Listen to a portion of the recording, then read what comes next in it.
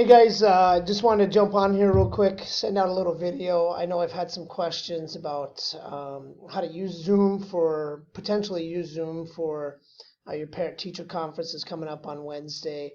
We're opting not to go face-to-face with so many people in the building. I think with the current climate, the best thing is to go virtual. And I think we can do this pretty easily with Zoom and still keep that format that we've used in the past. It's worked so well and had kids getting engaged. So Zoom is pretty simple if you haven't used it. If you've used Zoom a lot, this will be nothing new for you. But you do have to sign in. Go into Zoom. If you don't have or remember your particular Zoom account, don't stress about that. You can use your Beulah Schools Google login.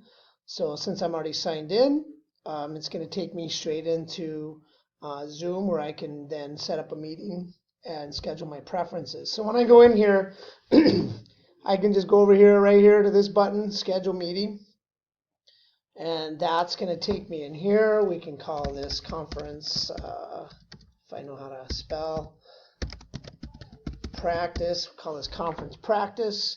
Let's say that your meeting is going to be at 3:30. That's your first conference. And one of the nice features Zoom has added, they used to limit you time-wise. Now you can set those preferences in those meetings for as long as you want. I'm going to say 6 hours for my meeting duration. It's not a recurring meeting. We're just going to keep it open. If you'll want to enable that waiting room. What this does is if you're meeting with a parent and another parent is scheduled right after that meeting, and say they jump on a little early, they get sent to a waiting room where they just are basically put on hold for you until you finish your meeting. And then say if you're meeting with parent A, when they're done, they jump off, they end the meeting for them. And then you can go to your waiting room and just bring in the next person and meet with them. And you'll just want to go down and set your preferences. You're going to want your video, obviously, for both you guys, so you're not sitting there talking to a blank screen. Don't click on enable join before host, otherwise that would allow people to jump into the meeting whenever.